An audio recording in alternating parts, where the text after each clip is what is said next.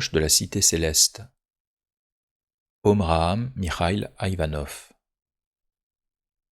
Chapitre 10. La femme et le dragon. Ouvrez les guillemets. Un grand signe parut dans le ciel. Une femme enveloppée du soleil, la lune sous ses pieds, et une couronne de 12 étoiles sur sa tête. Elle était enceinte et elle criait, étant en travail et dans les douleurs de l'enfantement. Un autre signe parut encore dans le ciel, et voici, c'était un grand dragon rouge ayant 7 têtes et 10 cornes, et sur ses têtes 7 diadèmes. Sa queue entraînait le tiers des étoiles du ciel et les jetait sur la terre. Le dragon se tint devant la femme qui allait enfanter, afin de dévorer son enfant, lorsqu'elle aurait enfanté.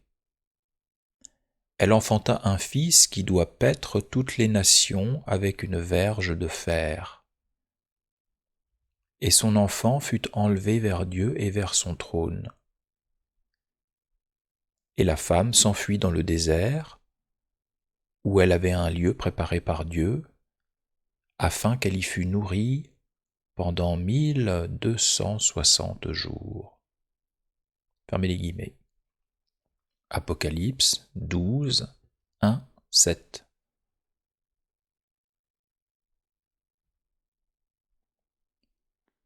On peut rapprocher ce texte du passage de la Genèse où le serpent parvient à entraîner Ève dans la faute en la persuadant de manger du fruit défendu. Du point de vue du symbolisme de l'arbre séphirotique, Ève, le principe féminin correspond à la séphira Yesod, la lune, voire l'arbre séphirotique. Or, Yesod est une région proche de Malkout, la terre, et si elle n'est pas liée à Tiferet, le soleil, elle se trouve exposée aux seules influences terrestres ou même souterraines. Car sous la terre demeurent les cliphotes, les séphirotes noires, les forces du mal, symbolisées par le serpent ou le dragon. Et c'est ce qui s'est produit avec Ève. Si le serpent qui s'était insinué auprès d'elle a réussi à la séduire, c'est-à-dire à l'entraîner vers les régions souterraines qui sont les siennes, c'est qu'elle n'était pas liée à Tiferet, le soleil. La femme décrite par saint Jean est au contraire parvenue à quitter Yesod, puisqu'elle a la lune sous les pieds, et à s'élever jusqu'à Tiferet, puisqu'elle est enveloppée de soleil. Enfin, sa tête est couronnée de 12 étoiles pour signifier qu'elle reçoit aussi la lumière des premières séphirotes. Devant cette femme se dresse un dragon à 10 cornes, les 10 séphirotes noires appelées aussi cliphotes, et 7 têtes, les 7 planètes dans leurs manifestations inférieures, portant des diadèmes. Le dragon représente donc l'arbre de vie inversé. Il existe des princes des ténèbres comme il existe des princes de la lumière, c'est pourquoi le dragon porte des diadèmes. Mais malgré sa puissance, il ne peut triompher de la femme. À la différence d'Ève, elle échappe à son emprise. Or, cette femme est enceinte et le dragon attend qu'elle mette au monde son enfant pour le dévorer. Symboliquement, cet enfant représente l'avènement d'une ère nouvelle. Et le dragon, les forces des ténèbres qui s'opposent à sa venue, parce qu'elles s'opposent à l'évolution de l'humanité, et elles essaient d'anéantir l'enfant dès sa naissance. Cette idée est aussi exprimée plus loin par l'image de la grande prostituée assise sur une bête qui avait 7 têtes et 10 cornes comme le dragon, ce qui prouve qu'il s'agit du même symbolisme. Le monde des ténèbres, représenté par les séphirotes infernales et la grande prostituée, qui s'oppose au monde de la lumière, représenté par les séphirotes supérieures et la femme couronnée d'étoiles. Maintenant, vous demanderez peut-être pourquoi dans les deux cas il s'agit d'une femme.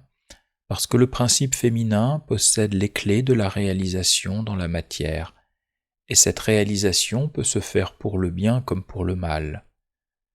La femme a pour fonction de mettre les enfants au monde, mais un enfant, cela peut être aussi une matérialisation dans d'autres plans psychiques ou spirituels, car ce sont les mêmes lois qui agissent dans tous les plans. Il est dans la nature de la femme d'émaner des particules très subtiles, une manière éthérique qui peut servir à incarner des idées, des projets, à leur donner un corps. C'est donc aux femmes de décider quelles idées elles veulent voir réalisées.